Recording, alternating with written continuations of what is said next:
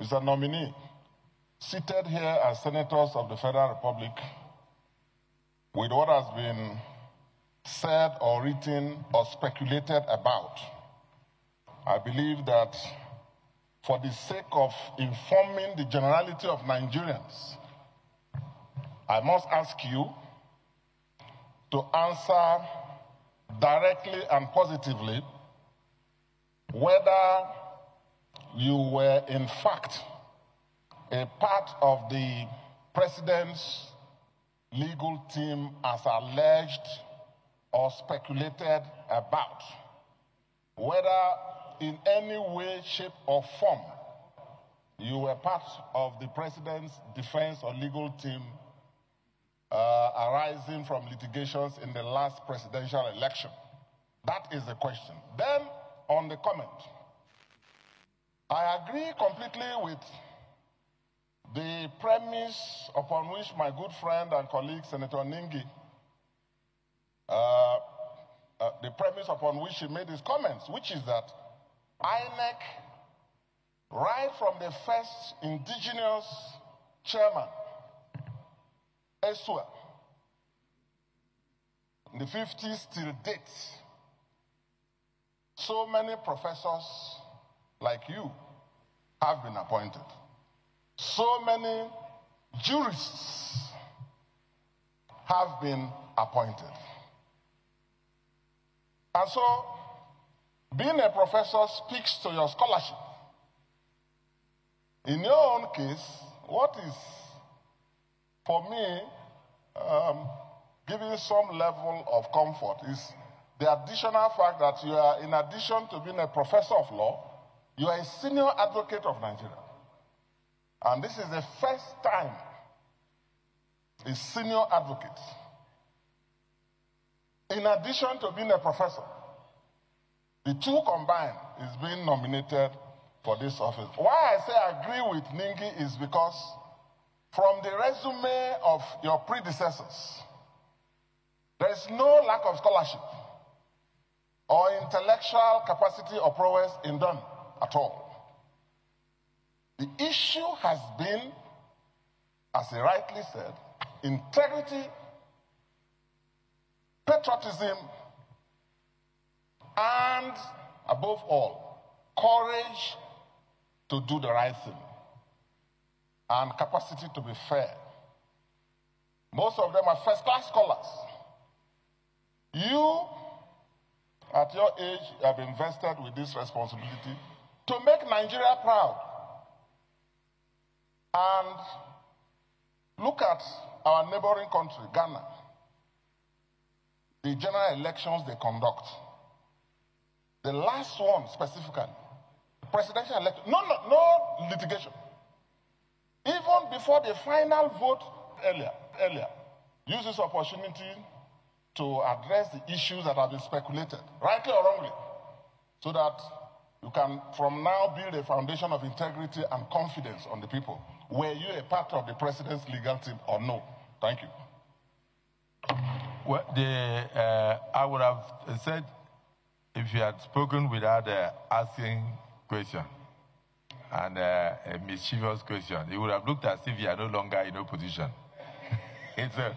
But when you mentioned Ghana and other West African countries, they actually borrowed from Nigeria.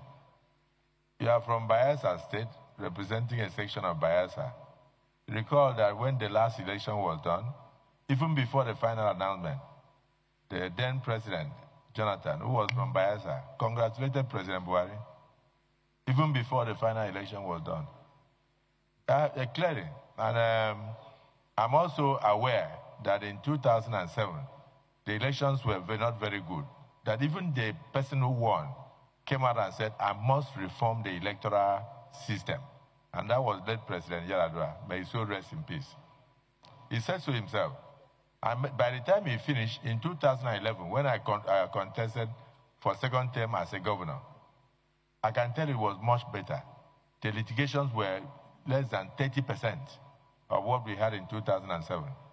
So I know that as the election improves, not just the participants have confidence to congratulate their opponents.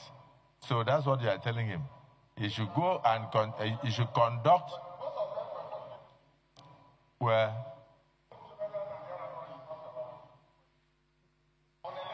what? Where what? At that time, PDP was not torn into shreds.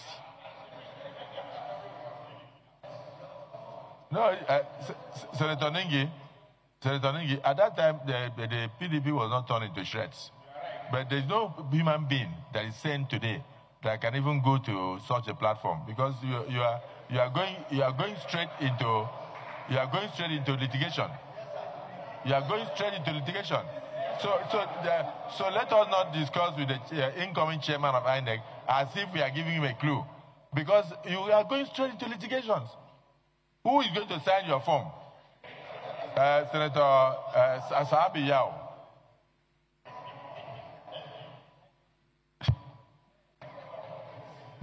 Thank you, Mr. President. I am Yao Sahabi Alhaji. I represent Zamparano Senatorial District. Mr. Nominee, you have all it takes to be the chairman of INEC. But during your presentation, there was one word you mentioned which piqued my concerns. And I felt I should seek more clarification on that very word. And that is mentorship. You made mention that you are in the service, that is National Youth Service, when a mentor made you to become a lecturer. And by your appearance, when you are saying that, I realize you very much appreciate mentorship. Professor, there is that need for you to please, for the sake of other Nigerians that are watching, to clarify more on this mentorship. Because my fear is that you may, in trying to over-appreciate mentorship, cause some disservice in your work. Another thing I want to draw the attention of is that of your specialization. You specialized in law of evidence. That is a very, very good one for somebody who is going to be the INEC chairman, because we should be conscious that we should have evidence before we go to the courts. So that will be a very good one for this country, and it will reduce the number of court cases that are likely to spring off after the election. Thank you, Mr. President. Thank you, Senator Sahabi Yao. What you didn't add is that how is he going to advise us in the Electoral Act amendment to ensure that there is no presumption of regularity in anything that INEC does? Because it is a presumption that INEC is right, that brings about injustice when INEC is wrong. You understand what I'm saying?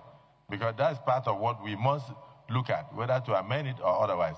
In the court, it is presumed that once INEC announces result, then INEC is right. But when INEC announces the wrong result as a result of maybe logistic problems or compromise, I don't think that INEC is right. You understand? Yes, so the law should not be that INEC is right. I believe that INEC should be held responsible and accountable to Nigerians where INEC is wrong. So, and then you are also asking him, how are you going to do away with the influence of mentors? Because in politics, it's simple. When you go wrong, your mentor becomes your tormentor. I expect Your Excellency, the Senate President, to allow... but you didn't hear what I said. I do understand what you are saying. You made a very good point. That how is he going to do away with the influence of mentors? Isn't it? Right. Because in politics, we know what to do. that when you go wrong, your mentor becomes your tormentor. On that note, Senator Walada, ask your question, then he can signify whether he wants to answer. Thank you very much, Mr. President, sitting as chair. I am Senator Ahmed Wadada Aliyu Sarkin Yakin Kefi Magajin Dangin Lafia, and I represent Nasarawa West Senatorial District of Nasarawa State. Mr. President, distinguished colleagues, Mr. Nominee, you have a very encouraging and proud resume, particularly to those of us that are of North Central extraction. Congratulations for making us proud. The issue of virtually everything that needs to be mentioned or questioned have been, but all other things that will be said, including mine, will only be emphasis or will be emphatic on what had been said before. All that we've been talking about here is about ultimately the electorates. And it is one of the primary responsibilities or cardinal responsibilities of INEC to ensure voter education and enlightenment. And of course, before now, efforts have been put in place. How different would you do this? Secondly, and this is because you are a professor, independence, loyalty, respect, and patriotism are all required and needed by all that occupy public offices. How are you going to distinguish between this? Between loyalty, independence, respect, and patriotism. Finally, I will be sentimental because I am of North Central extraction. North Central, from the beginning of the entity called Nigeria, has always been the bridge. It has always been the peacemaker. It has always been the most accommodating.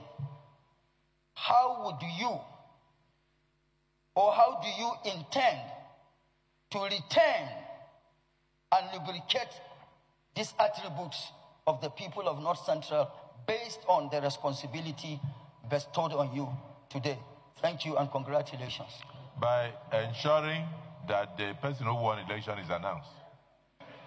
That is the only way. I said by ensuring that whoever won election is announced without thinking of North Central.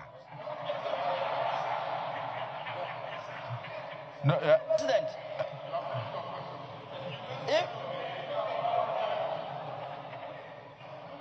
are you presiding? Are you presiding? Mr. President, can I continue?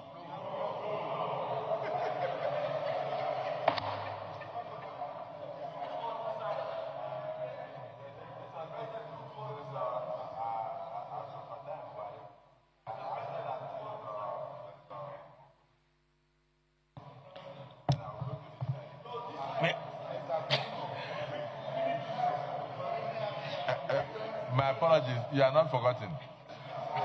So with Senator Abdul Fattah Buhari, okay. Just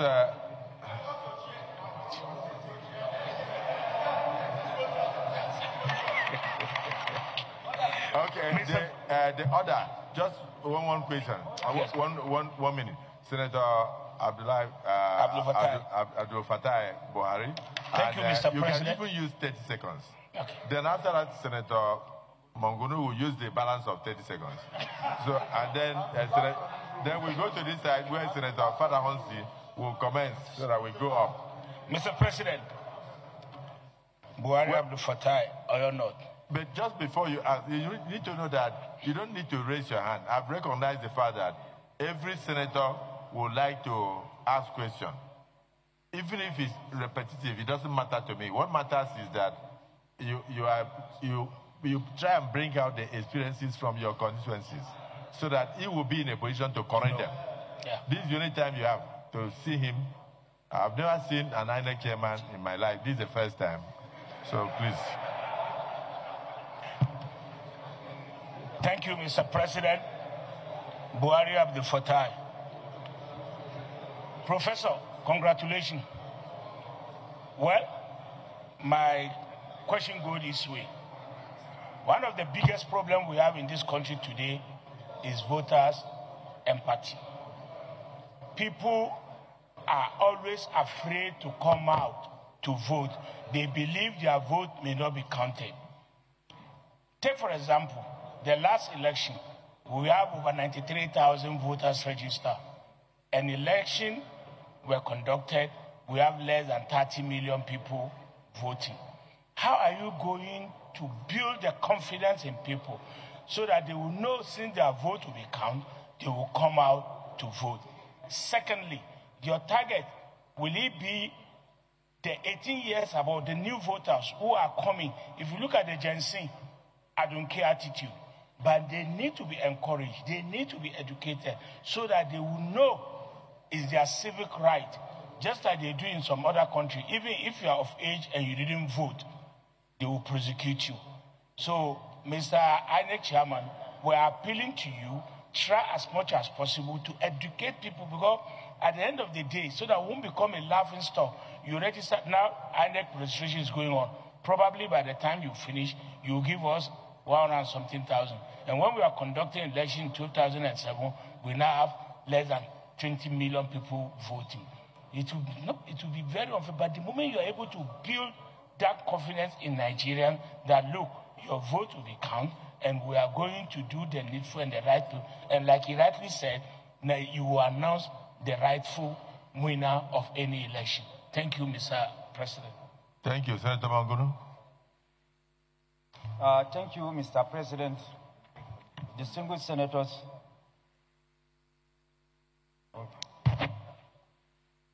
My name is Mohamed Tahir Munguno. I represent Borno North Senatorial District. Sorry, Mr. President, I came late, so I don't know whether the question that I have asked has been asked before. When I was late, because I went to represent you in the House of Representatives for the valedictory of the former Speaker of the House of Representatives. Yes. So that is why I am late. It's not in my habit to come late. Thank you, sir. So my question is, as we are undergoing the present round of amendment of the Constitution, the Constitution Review Committee, of which I'm a member, headed by the Deputy Senate President, is inundated by avalanche of memoranda for the transfer of conduct of local government elections from state independent electoral commissions to the independent national electoral commissions as a result of the ugly scenario in courts of the government in power at the state sweeping everything.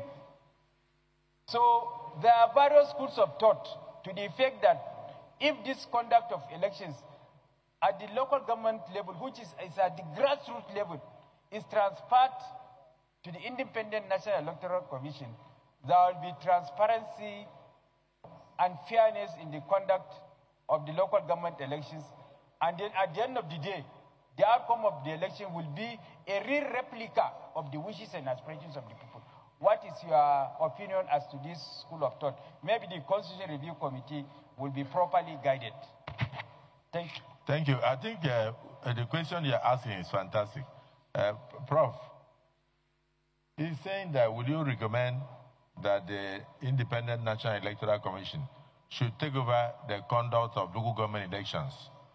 Because what we are seeing and experiencing now in the country is almost making us, it's making all of us very sad. But that you can answer easily, because I know you already know the answer, because of being a prof. So let's Senator Father Honsi I add you so and then you can now talk. After that, Senator Adams Oshimole, please be on standby. You will talk. Mr. Chairman, my distinguished colleagues, my name is Senator Adenigba Fadams, representing the good people of Osun East. Mr. Nominee,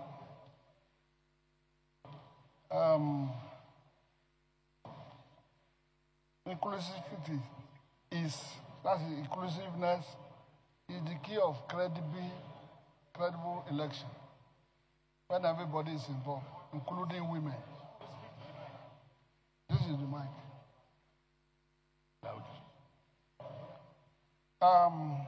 We want full participation of women in election, starting from this registration exercise.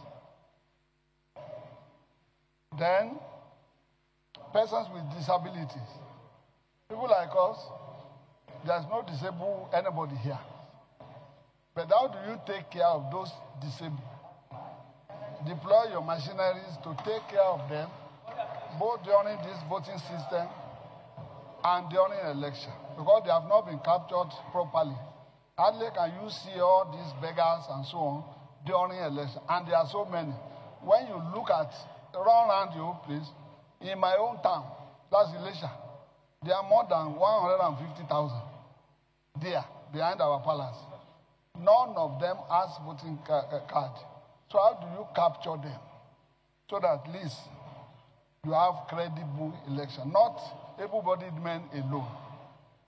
Then the last one, our people in diaspora.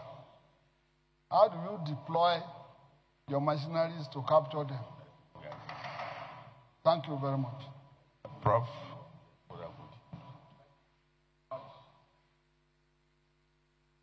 Distinguished senators, maybe I should just start with the distinguished senator that spoke last.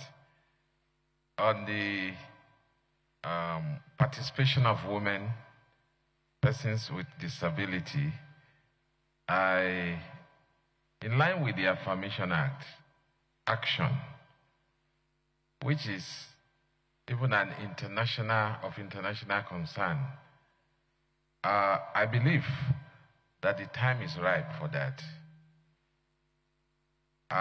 The policy, regulations, and law must be put together properly for that purpose. And that was why I said there are instances when we notice necessities like that, we will require and request for legislative intervention so that the necessary details will have to be encapsulated in the laws that is made by the National Assembly. The problem we have generally is the problem of data. And with NIMC and INEC working together, we should be able to work out something, especially for persons with disability. But whatever it is, the policy, regulation, and then the law from the National Assembly will be very, very necessary. May I now respectfully address the question raised by Senator Mangunu, the Chief Whip, the conduct of local government elections. This has been debated widely by the various state independent National Electoral Commission. And the view of most people is that that power should be transferred to INEC because of what has happened or is happening to the election into the various area councils in Abuja. Of course, there are overlap provisions that those states must use the voters' register compiled by INEC. But one of the concerns is that, is it not going to add another burden on INEC? Because if you are going to conduct election into 774 local government, apart from what we already have now. Until we get there to look at the logistics and the infrastructure of doing that. So it's been long debated that there's a need for that issue to be reviewed. So we will look at it, and it's not something that I may be able to provide an answer for. Let me also talk about voters' apathy. There's a need for voters' education, and that is one of the mandates of INEC. So what I believe is that we will do something that is beyond what is being done presently, by even having what I would call modules of education for voters. We can have a basic course that can be downloaded in various languages, even on the handset. And then we'll conduct various capacity training so as to educate the voters and also to preach patriotism. Because some of the problems we have, I am very enthused with what I've seen here, that the APC members are relating very well. That is the essence of it. That what should be of overriding factor for everybody is the country itself, and then the need for patriotism. So we will even think of introducing voters' education at the primary school level, so that it will be part of the upbringing of a person, so that patriotism will be preached into that person, and the need for participation. I also have the question relating to independence raised by distinguished Senator Wadata. I want to say that it's a delicate issue, but the Constitution says INEC must be independent. So we will leverage on that constitutional flavor to ensure that we perform our responsibilities independently, and Nigeria will be proud of it. Hopefully, I have been told that there's an election coming forward very soon, and that will be a test case for us to see how best the election can be credible. If elections are credible, then it will be so easy to regain confidence of the people and get the voters back to come and vote. We also talk about whether I was part of the presidential election team. I have also read it, and it is very simple to answer, because you cannot be part of a team, a legal team. In fact, that I led the legal team. The law reports on those cases have been out. And even when I was coming, I decided to have certified true copies of the counsel that appeared. I did not appear in the presidential election tribunal and at the Supreme Court. So you never represented Peter Obi or PDP? I was not part of it. Okay, so I was not part of it. So that will give us comfort. I was not. That will give us comfort. I was not part of it. We thought he was representing the opposition. But now that he has cleared that he was not part of it, I think we should, that will give us comfort. So that issue is hereby deleted. Please proceed. Okay, on the issue of mentorship raised by Senator Yao, I spoke of mentorship in relation to my teacher, who ensured that I was brought in to teach. And usually, as a teacher, you mentor your students. So I was just appreciating the fact that that is the normal mentoring, bringing up, developing capacity, educating, and ensuring that you fit in within the society as you are expected to function. I'm quite aware that I'm going to an institution that I must act fairly, elections must be credible, and I must be neutral. So that is at the back of my mind. And so I don't know the concept, the way the mentorship is taken, but it was situated within what happened that, oh, I had somebody who was interested in mentoring me. When you are mentoring somebody, that does not mean you can also not disagree. So mentorship is not going to compromise myself, my principle, and my standards. I believe that I have answered most of the questions that are raised here. Thank you. So you can take your seat while others ask more questions. Very well, sir. And on that